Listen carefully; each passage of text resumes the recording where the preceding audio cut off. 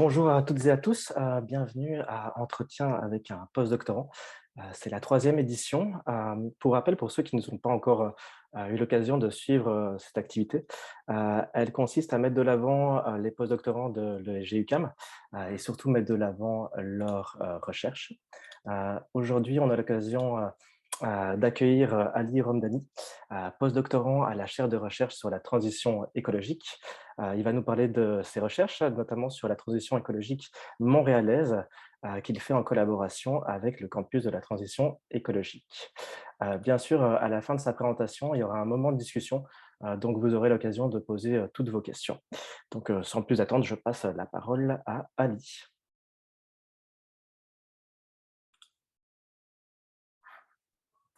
Merci Paul-Émile, merci pour l'invitation. Bonjour à tous. Alors, je commence.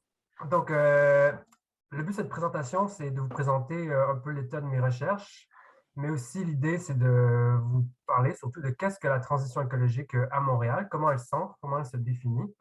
Donc, le titre, c'est Entre la technologie et la justice sociale. On va voir que c'est un peu réducteur, mais c'était fait pour un peu vous donner une idée de quoi on allait parler. Alors, la problématique. Alors, il faut situer l'objet de la démarche. On est dans un contexte d'urgence climatique. Ça fait quand même plus de 30 ans qu'on parle, plus de 50 ans même qu'on parle de changement climatique. Donc, la question, c'est comment mener la transition écologique efficacement. Alors, j'ai mis efficacement ici parce que je voulais souligner en fait l'importance de faire une transition écologique qui marche au-delà des paroles et des discours, qui s'ancre dans des réalités. Et on va voir l'importance de cette relation-là entre discours et action. Et ensuite aussi, il faut souligner que, bon, comme j'ai dit, ça fait longtemps qu'on parle de changement climatique. Et l'enjeu de cette recherche-là, c'est de savoir quelle vision commune ont les acteurs du Grand Montréal, ceux qui agissent sur la transition écologique.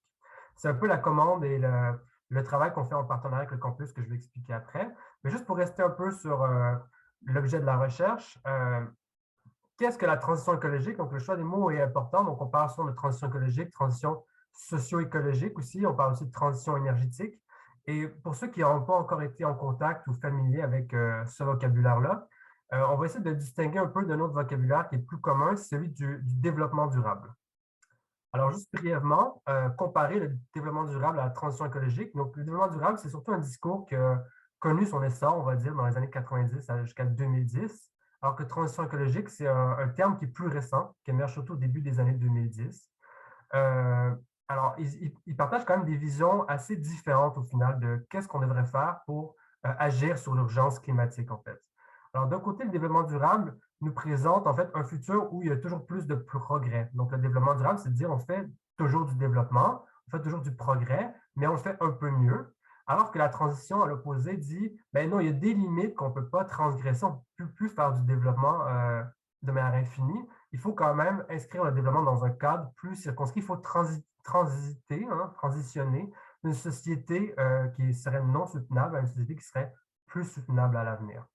Évidemment, les acteurs de ces deux grands discours-là aussi sont différents, je veux dire. Le développement durable, c'est un discours qui a émergé d'organisations internationales et qui parlait surtout à des entreprises et à des gouvernements. À l'inverse, le discours à transition écologique, c'est plutôt un discours qui a émergé de mouvements citoyens et qui appellent les citoyens et les gouvernements à agir davantage. Les stratégies pour y arriver sont aussi différentes. Donc là où le développement durable proposait de continuer comme avant, de faire du développement de manière plus durable, la transition écologique propose vraiment une stratégie où on change carrément certains paramètres de la société pour arriver à une société qui est plus durable. Donc ça, c'est juste un peu pour poser le contexte général un peu des changements climatiques et de la transition. Maintenant, pour le contexte davantage de la recherche aujourd'hui, c'est un partenariat entre le campus de la transition et la chaire de recherche sur la transition écologique. Donc, le campus, c'est une nouvelle OBNL qui est créée en 2020 et 2021, comme ils disent, d'une alliance dédiée au bien commun. Ils sont installés au parc Jean-Drapeau. Donc, l'idée initiale, c'est vraiment d'arriver à valoriser les bâtiments, les actifs inutilisés sur le parc Jean-Drapeau. Donc, il y a vraiment un partenariat très serré entre le campus et le parc Jean-Drapeau. Et ils mènent des activités de recherche, de sensibilisation et d'expérimentation.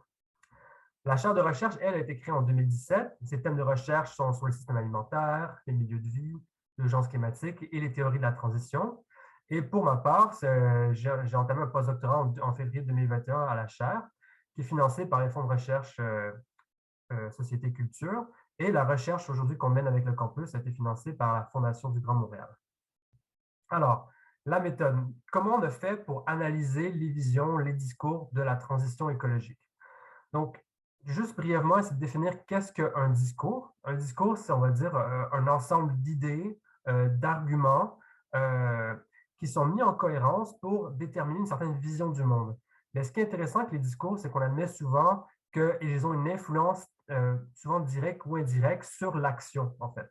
Donc, en analysant le discours, on comprend comment les gens sont amenés à agir aussi. Et c'est souvent en sociologie comme ça qu'on procède aussi pour analyser la société, comment est-ce que les gens, quel cadre de pensée les gens utilisent pour réfléchir leurs actions, comment on réfléchit la transition au final, c'est ça qui nous intéresse aujourd'hui. Alors, dans notre analyse, on a distingué dans les discours qu'on a analysés, que je vais vous présenter, on a distingué la vision que les acteurs avaient de la transition, donc le futur qu'ils souhaitent avoir, là où ils souhaitent aller, c'est l'horizon dans lequel on souhaite se déplacer. Alors, comme je vous ai dit, dans la transition, on souhaite transitionner d'une société A à une société B. Eh bien, la vision, c'est à quoi ressemblerait la société B, à quoi ressemblerait cette société soutenable, durable. Ensuite, on a distingué les moyens que les acteurs proposent d'utiliser pour arriver à cette vision-là. Donc, quelle stratégie on met en place, quelle action on développe pour arriver à ce futur-là. Et ensuite, on essaie de distinguer quels acteurs sont responsables pour réaliser la transition qu'on a décrite dans le discours. Donc, ça, c'est pour décrire un peu les discours de la transition. Donc, on a fait ça pour chacun des documents qu'on a analysés, mais aussi pour essayer de comparer les documents davantage. On les a, on va dire, pour les comparer, on a pris d'autres critères pour les comparer. Donc, on a essayé de définir quelle était l'approche de la transition que le document mettait en avant. Donc, je vais les décrire un peu plus loin, mais soit une approche qui est plus socio-centrée, donc centrée sur des processus sociaux, des besoins humains, et une approche qui est plus technocentrée, donc centrée sur des technologies pour réaliser la transition. On compare aussi les objectifs de la transition. Donc, est-ce que les discours, les acteurs, les visions cherchent à atteindre davantage de justice sociale, donc réduire les inégalités, par exemple, inclure les populations marginalisées, ou au contraire, on cherche presque uniquement à atteindre la carboneutralité. Donc, carboneutralité, donc carbone, donc on cherche à atteindre la neutralité carbone d'ici 2050. C'est souvent l'échelle de référence, c'est souvent 2050. Et la carboneutralité, ça veut simplement dire que on peut continuer d'émettre des gaz à effet de serre, mais il faut arriver à les compenser, les capter ou les stocker. Et on a analysé aussi l'échelle d'action.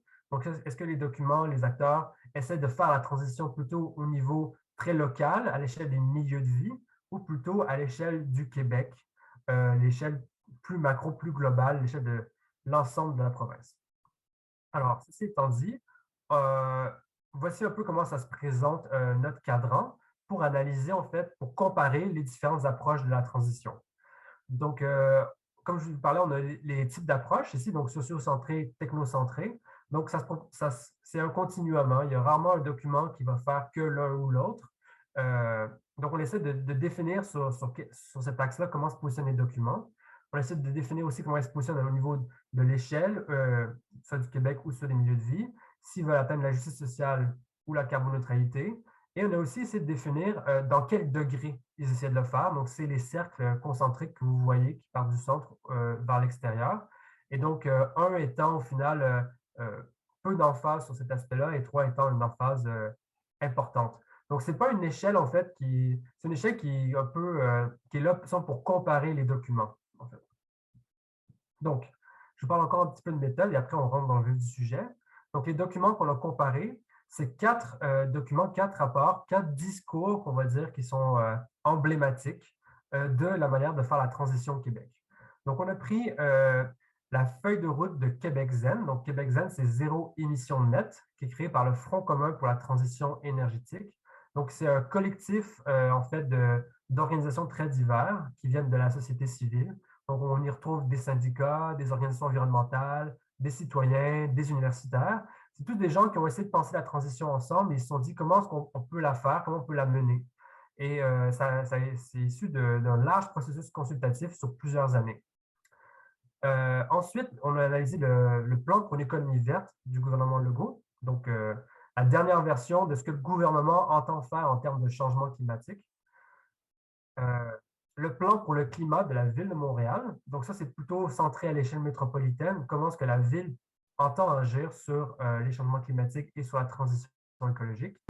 Et le dernier document, c'est le récit collectif de Solon, qui est une OBNL du quartier de Rosemont, donc qui ont imaginé en fait à quoi ressemblerait l'avenir avec une transition réussie. Donc, le dernier document est un peu différent des trois premiers parce que ce n'est pas un document de planification, c'est vraiment un document qui essaie de créer des récits, en fait, hein, de à quoi ressemblerait l'avenir avec une transition réussie.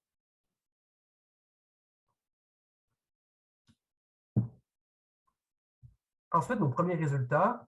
Donc, ça, c'est comment se positionne le plan vert du gouvernement du Québec sur ce cadran-là que je vous ai parlé au début. Donc, brièvement, comment on peut l'analyser?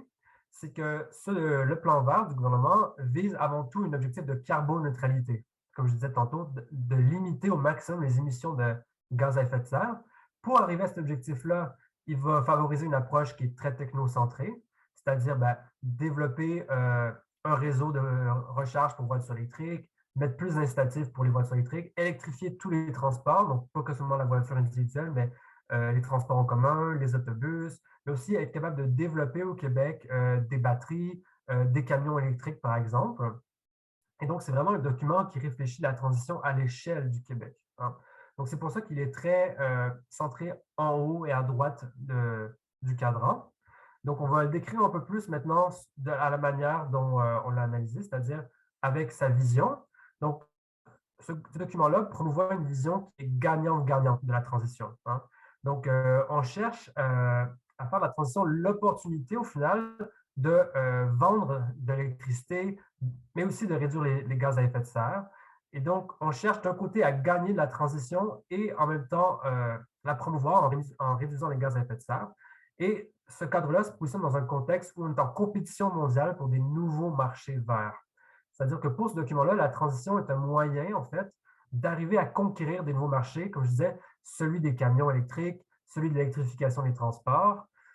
Et sa vision, c'est justement de faire du Québec la batterie du nord-est de l'Amérique. Ça veut dire qu'on va réussir à exporter notre hydroélectricité aux États-Unis, mais aussi nos technologies, nos batteries, nos camions électriques. Donc, c'est vraiment une vision gagnant-gagnant parce que d'un côté, on développe l'économie, de l'autre côté, on réduit les gaz à effet de serre.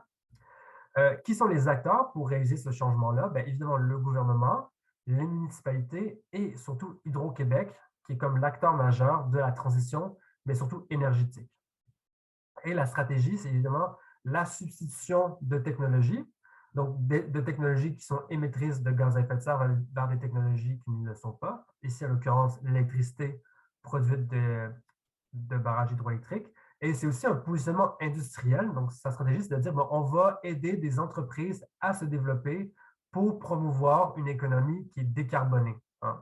Juste, par exemple, pour le développement de batteries au Québec et de camions électriques, c'est plus de 20 milliards en investissement dans les 10 prochaines années du gouvernement. Donc, c'est vraiment une filière qui est stratégique pour le gouvernement parce qu'elle permet d'atteindre cette vision-là gagnante-gagnante de la transition.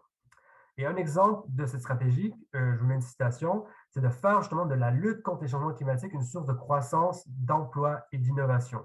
Donc, on voit bien dans cette phrase-là la stratégie gagnante-gagnante que le gouvernement essaie d'implanter par rapport au changement climatique.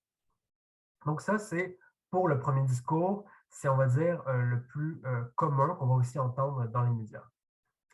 Alors, le deuxième discours, qui est complètement à l'opposé, au final, sur le cadran, c'est celui du récit collectif de Solon.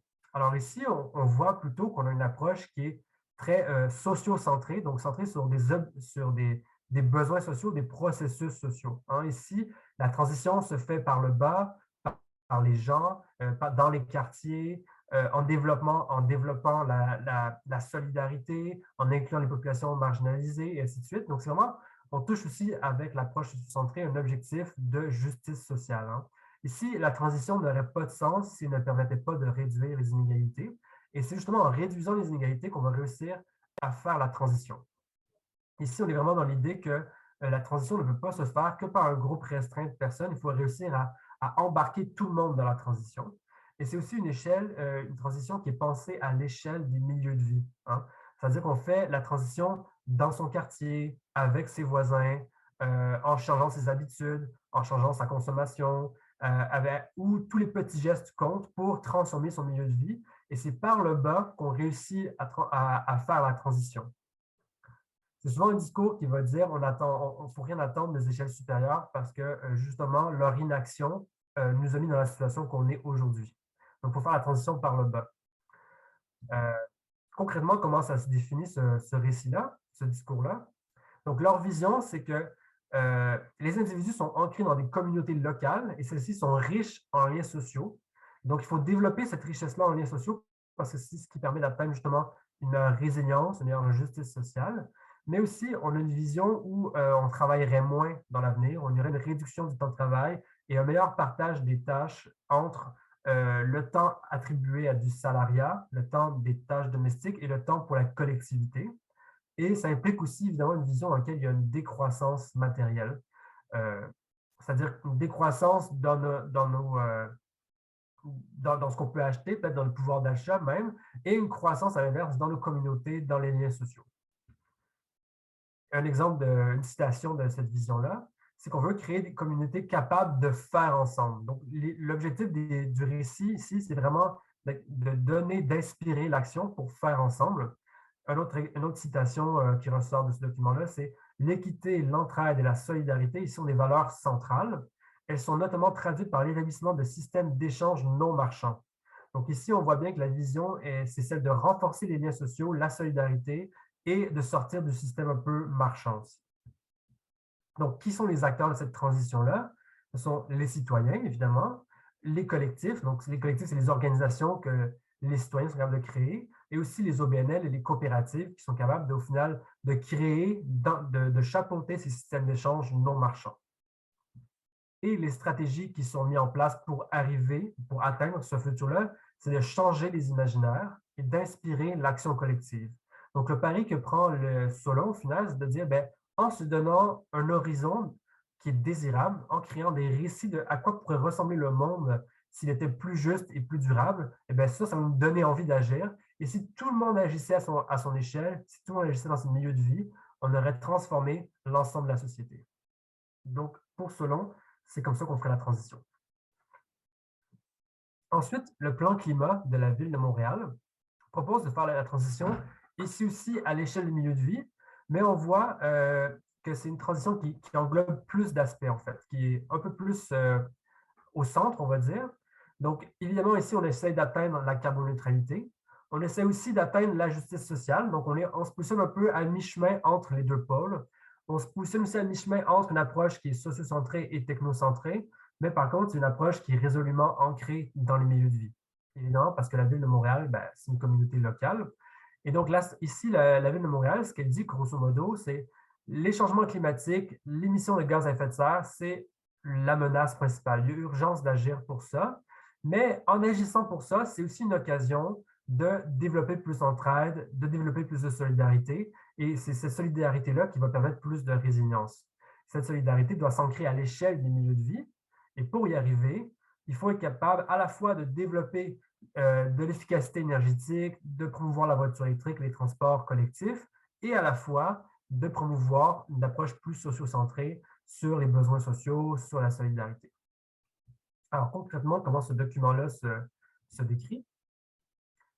Alors, ici, on propose une vision où la ville serait beaucoup moins émettrice de gaz à effet de serre, donc GES, c'est l'acronyme pour gaz à effet de serre, et des milieux de vie de qualité et durable. Donc ici, le milieu de vie de qualité, c'est vraiment le terme que la ville emploie pour décrire des milieux de vie où il y aurait des commerces de proximité, par exemple. C'est des milieux de vie où on connaîtrait nos voisins, c'est des milieux de vie qui sont davantage végétalisés, c'est des milieux de vie, en fait, où on a envie de vivre. C'est des milieux de vie où on a envie d'y rester, de développer des relations, développer et de s'y installer, en fait. Donc, la Montréal veut vraiment se positionner comme un leader, en fait, en termes de qualité de vie pour ses habitants, et aussi un leader comme réduction des gaz à effet de serre. Donc ici, il y a cette dimension de leadership qui est dans la vision de la ville de Montréal.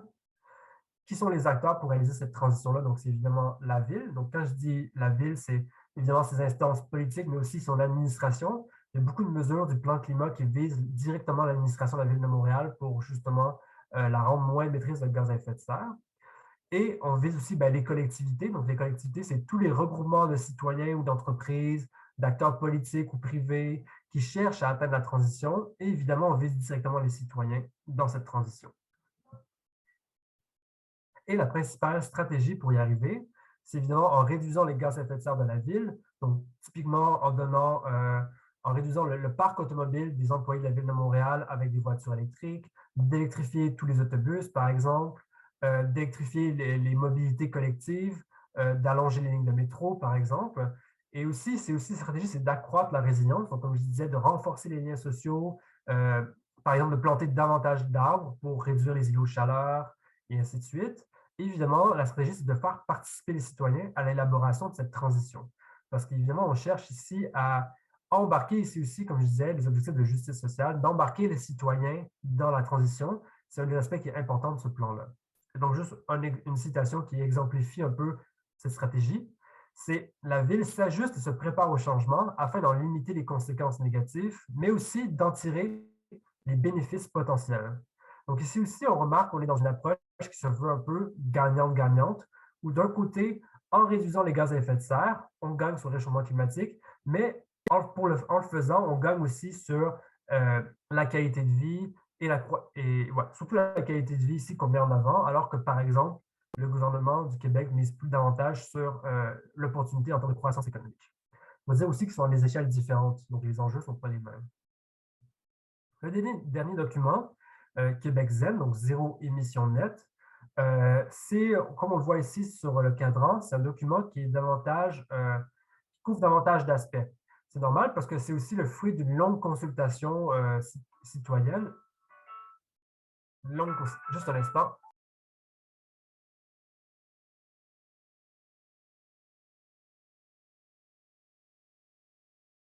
C'est pas mon téléphone en plus. Alors, comme je disais, Québec Zen, c'est le fruit d'une large consultation citoyenne, donc c'est normal qu'on y retrouve davantage d'enjeux qui sont représentés et aussi ce travail d'équilibriste, on essaie de faire la transition à plusieurs échelles et de plusieurs manières pour d'un côté, évidemment, contenter tous les acteurs qui ont participé à cette concertation, mais aussi parce qu'ils ont développé une vision qui est plus large de la transition écologique. Donc ici, si on essaie de décrire, c'est évidemment une transition qui se fait à l'échelle du Québec et qui vise avant tout la carboneutralité. Donc l'objectif principal de ce document-là, c'est vraiment d'atteindre la carboneutralité, c'est-à-dire le zéro émission nette en 2050. Sauf que pour y arriver à atteindre cette carboneutralité, le document propose de justement, au lieu de le faire d'une approche technocentrée, comme le voudrait le gouvernement du Québec, en misant presque exclusivement sur le développement de technologies, Québec Zen se refuse à apprendre cette approche-là en disant que c'est trop risqué, en fait.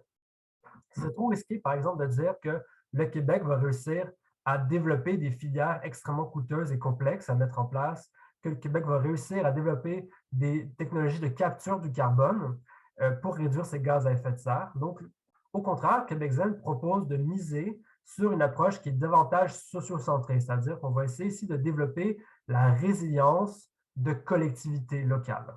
Et par résilience de collectivités locales, Québec Zen entend, c'est-à-dire des collectivités qui sont donc ancrées dans des milieux de vie et qui sont résilientes par l'accroissement de la solidarité et des liens sociaux. Donc ici, on retrouve un peu la thématique qu'on avait avec le récit collectif de Solon, que davantage de liens sociaux, que davantage d'interconnaissance avec ses voisins, que davantage de faire ensemble, ça va permettre d'accroître la résilience et ça va permettre d'avoir une approche qui est plus socio-centrée à la transition écologique. Donc, on est vraiment ici dans une stratégie d'adaptation, si on veut. Alors, si on continue de décrire, alors, donc sa vision, c'est évidemment basée sur l'idée qu'il y a une urgence climatique. Donc, il faut absolument réduire le plus rapidement possible les GES, les gaz à effet de serre, et aussi atteindre davantage de justice sociale parce que selon eux, les inégalités qui sont présentes dans la société ce serait néfaste pour la transition écologique parce que ça permettrait moins de résilience, en fait. On revient toujours à cette thématique de la résilience.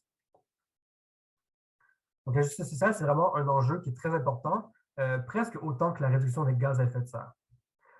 Et qui sont les acteurs responsables de mener à bien cette transition? Donc, évidemment, le document Québec-Zen propose plusieurs actions qui sont dirigées vers les gouvernements, dirigées vers les municipalités ou dirigées vers les citoyens. Donc, ce document-là, il est vraiment structuré comme un plan d'action qui vise différents types d'acteurs en disant, bien, si tout le monde s'y met, si tous les types d'acteurs s'y mettent, si les entreprises, si les gouvernements, si les municipalités font ceci, font cela, eh bien, on atteindrait une transition où les gaz à effet de serre seraient fortement réduits et où la justice sociale serait beaucoup plus importante. Et donc, la stratégie, c'est, comme je disais, de créer des communautés résilientes par l'impulsion des citoyens, mais aussi par l'empowerment des gouvernements. Donc, ici, la stratégie, elle est double. Donc, d'un côté, Québec Zen, en tant que mouvement social, cherche à implanter son plan d'action, on va dire, dans les communautés. Donc, par exemple, il y a la collectivité Zen de la Naudière, par exemple, qui met en place des activités de sensibilisation, des plans de descente énergétique, ce genre de choses, pour essayer de concevoir un monde où il y aurait moins d'émissions de gaz à effet de serre. Mais aussi, dans ce plan-là, on mise sur le fait que le gouvernement va permettre à ces collectifs-là d'avoir les outils nécessaires pour réaliser la transition. C'est-à-dire qu'on mise beaucoup sur le fait que le gouvernement du Québec va mettre en place les outils nécessaires pour faire la transition vers le bas.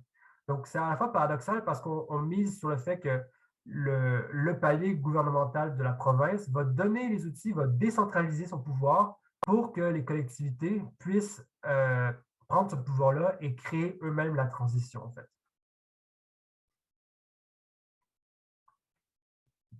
Donc, une citation de cette stratégie, c'est l'atteinte de la résilience des collectivités par la transformation des divers systèmes qui sont à l'origine des changements du réchauffement climatique.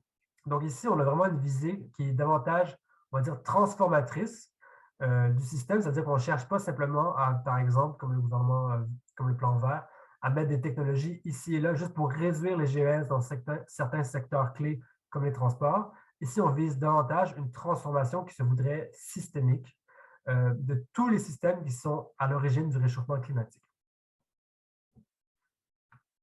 Et donc, si on essaie de comparer tous ces documents-là, si on les superpose, ça nous donne un schéma comme ça, où on voit au final que chaque manière de faire la transition couvre un aspect différent sur le spectre. On voit qu'ils se recoupent tous sur certains aspects. On voit que certains documents, comme par exemple Québec Zen, le plan vert ou encore le plan climat, ont tous des approches qui sont centrées sur la carboneutralité, donc la réduction des gaz à effet de serre. Et on voit que deux documents sont surtout centrés sur l'échelle du Québec, Québec Zen et le plan vert, ou à l'inverse, l'échelle des milieux de vie est davantage sollicitée par Solon et ensuite par le plan climat et en dernier lieu peut-être par Québec Zen qui en fait comme la pierre d'assise de toute sa programmation. Les objectifs de justice sociale sont très importants pour Québec Zen et pour le récit collectif, quand même importants pour le plan climat et à peine mentionnés pour le plan vert, par exemple. L'approche socio-centrée est très importante pour le récit collectif de Solon, quand même importante pour le plan climat et Québec Zen, et très, très peu mentionnée, par exemple, dans le plan vert. Et on voit de l'autre côté, par exemple, que l'approche technocentrée qui dit, par exemple, que c'est les technologies qui vont nous permettre d'atteindre la transition. Donc, c'est surtout mobilisé par le plan vert du gouvernement Legault, un peu quand même par l'administration de la ville de Montréal et dans une moindre mesure quand même par Québec Zen et à peine par le récit collectif de Solon. Donc, en fait, cette recherche-là nous a appris qu'il y avait différentes manières de faire la transition, que ces manières-là se superposaient dans certains endroits et à d'autres endroits, il y avait comme plutôt des angles morts.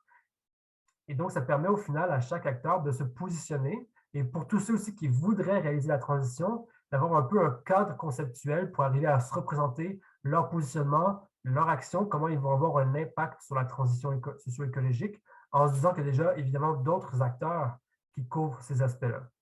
Évidemment, ce qu'on voit ici, c'est qu'il n'y a pas un seul document qui permet de penser l'ensemble de la transition, que c'est au final par le patchwork de tous ces documents-là qu'on arrive à avoir une vision cohérente de ce qu'est la transition écologique. Donc ici, évidemment, on a pris la transition écologique à l'échelle de Montréal, au Québec. On a essayé de l'ancrer sur l'échelle métropolitaine et donc de prendre des documents qui avaient une importance, un impact sur l'échelle métropolitaine. Alors, Ce qu'on peut dire aussi en synthèse de ces documents-là, c'est qu'ils nous offrent des avenirs très différents. Si on déplace un peu notre analyse sur justement le type de futur, le type de, si on se place en 2030, 2050, de quoi aura l'air notre monde si on suit uniquement qu'un des quatre types de transition. Eh bien, par exemple, le plan vert, ce serait un monde dans lequel il y aurait évidemment plus de technologie, plus de marché, où il y aurait une atténuation des changements climatiques, mais au final, une négligence peut-être de l'accroissement des inégalités sociales. Donc, on peut dire que c'est un scénario qui se dit business as usual, c'est-à-dire comme si tout continuait comme aujourd'hui, parce que c'est un peu la trajectoire par défaut sur laquelle notre société est placée. Donc, d'une certaine manière, on peut dire que c'est le scénario le plus probable. Ensuite, le récit collectif de Solon, ce qu'il nous propose comme avenir, c'est un avenir dans lequel il y aura beaucoup plus de solidarité, beaucoup plus de proximité, où on vivra dans une économie qui sera transformée et qui mène à des changements systémiques. Hein. Donc ici, on vise vraiment à transformer l'ensemble du milieu de vie, hein, de tout ce qui impacte notre qualité de vie aussi, on peut dire. Donc, c'est vraiment centré à l'échelle du quartier. Donc, c'est un scénario qui se veut peut-être utopique à certains endroits, mais qui justement, c'est sa fonction d'utopie en fait. C'est-à-dire que ça permet de faire rêver et d'imaginer de quoi aurait l'air un avenir parfait pour inciter l'action dans cette direction-là. Donc ici, on ne se soucie pas vraiment de ce qui est probable ou peu probable, mais vraiment de ce qui est désirable en fait, de vers où on veut aller. Donc c'est pour ça qu'on peut dire que c'est un scénario qui est utopique, mais à la fois en même temps peu probable parce que ça nécessiterait, on va dire, des changements qui seraient d'une nature quand même assez importante, mais qui ne sont pas impossibles non plus, il faut le dire. Le plan climat nous propose un avenir dans lequel on a des milieux de vie de qualité qui sont résilients. On a une ville qui est verte. Hein. Une ville verte, ça veut simplement dire sans gaz à effet de serre, où il y a plus de végétation, par exemple. Donc, c'est un scénario de transformation qu'on pourrait qualifier de douce et consensuelle. C'est évidemment quelque chose que tout le monde veut avoir, une ville verte, c'est quelque chose que tout le monde veut avoir, un milieu de vie de qualité, en fait. C'est quelque chose que tout le monde, tous les types d'acteurs, on va dire, cherchent à atteindre d'une certaine manière.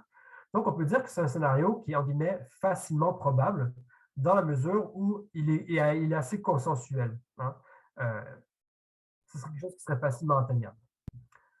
Et à l'opposé, Québec Zen nous propose un avenir dans lequel les collectivités sont davantage résilientes, mais dans un contexte de transition qui est planifié à l'échelle du Québec. Donc, c'est évidemment un scénario qui se veut de changement beaucoup plus radical et qui serait plus difficilement probable dans la mesure où des changements radicaux nécessitent la mobilisation de davantage d'énergie, davantage de ressources, mais surtout davantage de volonté politique et davantage de mobilisation collective. Et surtout, c'est un scénario qui se veut plus difficile à atteindre parce qu'il mobilise différentes échelles d'action, qui est aussi écartillé en plusieurs pôles d'action, différentes approches, comme on l'a vu, et qui vise différents objectifs. C'est ce qui fait sa force, c'est ce qui fait toute la complexité de ce scénario, mais c'est ce qui fait aussi qu'il sera plus difficilement atteignable, qui va nécessiter plus d'efforts, en tout cas, pour être atteint, pour faire ces changements qui sont radicaux, qui sont proposés dans ce document-là. Et donc, ce qu'on peut dire aussi, en guise de conclusion, c'est qu'on essaie de penser dans ce projet-là un peu les angles morts de la transition. Hein? Donc, évidemment, l'idée d'angle mort, c'est un peu une métaphore de la conduite automobile où on dit, ben, il y a des aspects qu'on ne voit pas quand on regarde seulement devant soi ou seulement derrière soi. Donc, ici, on voit le petit schéma à droite où ben, la vision centrale, la vision périphérique et les angles morts, c'est la partie vraiment qu'on ne voit pas quand on essaie d'aller de l'avant avec la transition. Donc, c'est un peu notre travail de chercheur d'essayer d'identifier ces points morts de quels sont les impensés de la transition. Et évidemment, comme en conduite automobile, les angles morts, c'est quelque chose de très important à prendre en compte. Sinon, ça peut être fatal. Donc, on essaie évidemment de voir qu'est-ce qui n'a pas été vu dans ces 4 documents-là qu'on a analysés. Alors, le premier point qu'on peut dire dans les angles morts, c'est que notre rapport à la nature reste inchangé dans les visions qui sont proposées. Ça reste des visions qui sont anthropocentrées. Anthropocentré, c'est centré sur l'être humain, sur les besoins humains. Et c'est des visions où on néglige en fait les enjeux de biodiversité. C'est-à-dire que ici, on n'essaie pas, par exemple, on met de la nature dans la ville, par exemple, avec le plan climat, non pas parce que c'est bon pour la biodiversité, mais parce que c'est bon pour la qualité de vie, en fait. Alors qu'on sait aujourd'hui que la crise de biodiversité, on vit une 6e extinction de masse, et on sait que c'est quand même un enjeu extrêmement central de la transition, mais aujourd'hui, ça n'impacte pas beaucoup les êtres humains. Donc, on se centre évidemment sur des processus on est certain qui vont impacter les êtres humains, comme les changements climatiques, dont on voit déjà les effets, dont on voit déjà les catastrophes qu'on peut estimer qui seront beaucoup plus grandes. Sauf que l'érosion de la biodiversité, par exemple, ou le changement des cycles biochimiques, eh bien, ce sont des limites planétaires qui nous impactent, mais dont les impacts sont plus indirects et donc moins visibles pour les êtres humains encore aujourd'hui. Mais on verra plus tard que ça a un impact sur les êtres humains, mais c'est ça. Donc, on ne développe pas la transition pour l'ensemble des espèces vivantes sur la planète, on développe aujourd'hui la transition au Québec pour les êtres humains. Donc, c'est un des impensés de la transition aujourd'hui à l'échelle métropolitaine. Un deuxième impensé, justement, c'est que ces visions-là font l'impasse sur la soutenabilité, en fait. Plus largement, la soutenabilité, au-delà des questions des changements climatiques, c'est de dire, bien, quels sont tous les facteurs qui vont impacter la vie sur la Terre, en fait, dans le futur.